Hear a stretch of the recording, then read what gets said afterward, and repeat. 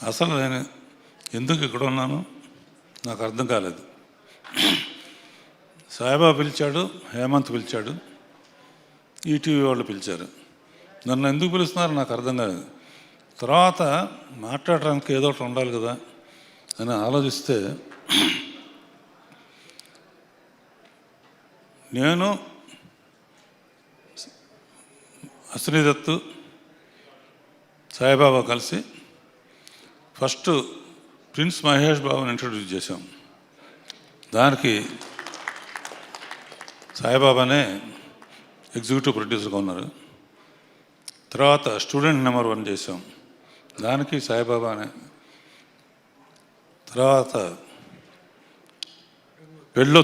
పెళ్లి సందడి చేసాం, సంవత్సరం ఆడింది. తర్వాత అల్లు అర్జున్ ఇంట్రడ్యూస్ చేసాం, గంగోత్రి. తర్వాత మేమిద్దరం కలిసి రీసెంట్ పెళ్లి సందడి చేసాం. సో ఎంత కనెక్షన్స్, ఇన్ని సక్సెస్ఫుల్ సినిమాలు తీసి ఇప్పుడు నేను చెప్పిన పేర్లన్నీ పెద్ద హిట్లు. ఆ హిట్లలో భాగం సాయిబాబాకు కూడా ఉంది అండ్ ఈటీవీకి ఉంది. సో ఇన్ని సక్సెస్ఫుల్ సినిమాల ఎక్స్పీరియన్స్ అంతా కలబోసి కానిస్టేబుల్ కనకం అని చెప్పేసి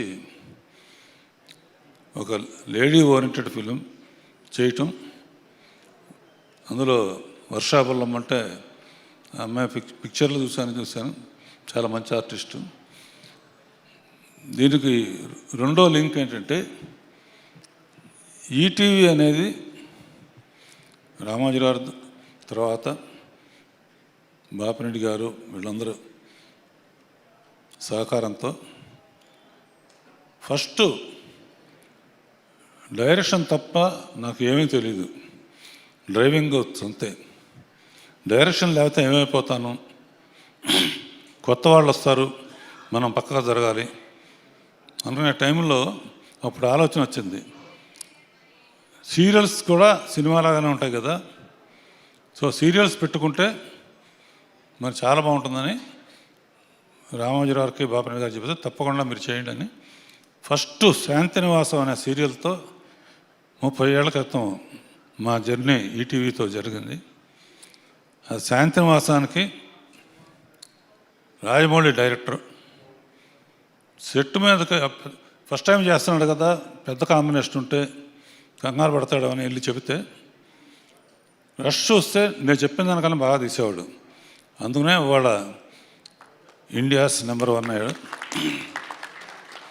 దానికి మా హేమంత్ ఎడిటింగ్ కూడా చేశాడు. అప్పటి నుంచి మా జర్నీ ఉంది. అండ్ మెయిన్గా కానిస్టేబుల్ కనకం తీస్తున్నప్పుడు సాయిబాబా ఎప్పటికప్పుడు టచ్లో ఉండి ఆ డైరెక్టర్ చాలా బాగా తీస్తున్నాడు, ఎప్పుడైనా మిమ్మల్ని కల్పిస్తానన్నాడు. డెఫినెట్గా ఇప్పుడు వచ్చే కొత్త తరం వాళ్ళందరూ చాలా అద్భుతంగా తీస్తున్నారు, మాకన్నా బాగా తీస్తున్నారు. అంటే కేవలం మేము డ్రామా నమ్ముకునేవాళ్ళం, ఇప్పుడు డిఫరెంట్ టైప్ ఆఫ్ అప్రోచ్ల్లో బాగా తీస్తున్నారు. తీసిన డైరెక్టర్కి అండ్ ప్రశాంత్ అండ్ శ్రీరామ్, హేమంత్, విష్ణు, మిగతా అందరికీ. అట్లా సురేష్ బొబ్బులి నాకు ఒక పిక్చర్ చేసావు, గుర్తుందా నీకు? సర్కార్ నౌకర్ అని అద్భుతమైన పిక్చర్ తీసాం, డబ్బులు రాలేదు పర్వాలేదు, మంచి పేరు వచ్చింది. దానికి రికార్డింగ్ బ్యాక్గ్రౌండ్ స్కోర్ చేశాడు. తప్పకుండా ఈ మధ్య నీ పాటలన్నీ పెద్ద హిట్ అవుతున్నాయి, ఆల్ ది బెస్ట్. అవకాశం ఉన్నప్పుడు నాకు మళ్ళీ సాయికృష్ణ నితిన్ అవకాశం ఇస్తే మళ్ళీ నీతోనే చేస్తాను. సాయికృష్ణ నితిన్ ఈ మధ్య జాయిన్ అయినా కూడా చాలా లక్కీ హ్యాండ్స్ వీళ్ళిద్దరి. ఎందుకంటే వీళ్ళ కాంబినేషన్లో అన్నీ చూస్తూ ఉంటాను నేను. అన్ని పిక్చర్లు వీళ్ళు వచ్చిన తర్వాత ఈటీవీలో సినిమా తీసినవన్నీ హిట్లు అవటం, అది వీళ్ళిద్దరు సెలక్షన్ కారణం. And all the best. నాకు కూడా ఒక అవకాశం ఇస్తామని ఆశిస్తున్నాను. తర్వాత Varsha and I been watching your movies. 2-3 సార్లు ఈ అమ్మాయిని పెట్టుకోవడానికి ట్రై చేస్తే కాల్ షీట్లు లేవని చెప్పింది. ఇక నుంచి ఎవరు అడిగినా కూడా కాల్ షీట్లు ఉండవు. తర్వాత రాజీవ్కి ఒక మనేద ఏదో ఇందులో నువ్వు లేవనుకుంటున్నావు, 10 క్యారెక్టర్లు ఇస్తున్నారు ఇందులో. ఎలాగంటే ఫస్ట్ ముసుగులు వేసుకొని ఇచ్చాడు చూసావు, 10 అది నువ్వే.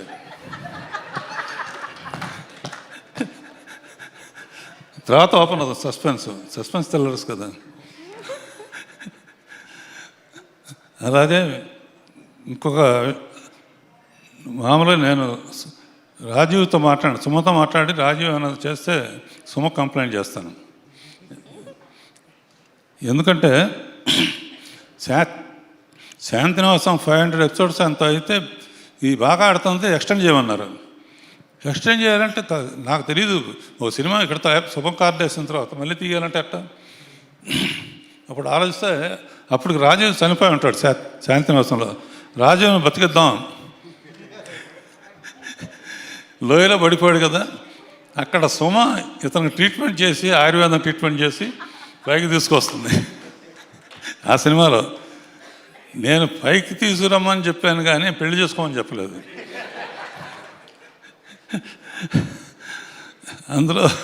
అందులో పర్టికులర్గా ఓ సాంగ్, వేరే దాంట్లో సాంగ్ చేసాం రాజీవ్ను సుమ. అబ్బోజనం అబ్బబ్బోజనం ఇలా పెరిగిపోతే ఎలా భోజనం, ఇలా పాండవులేమో 5, కౌరవులు 1000 మంది. ఆ పాట చేసినప్పుడు ఇద్దరు అనుకున్నారు, ఆ నెక్స్ట్ అనౌన్స్మెంట్ మ్యారేజ్.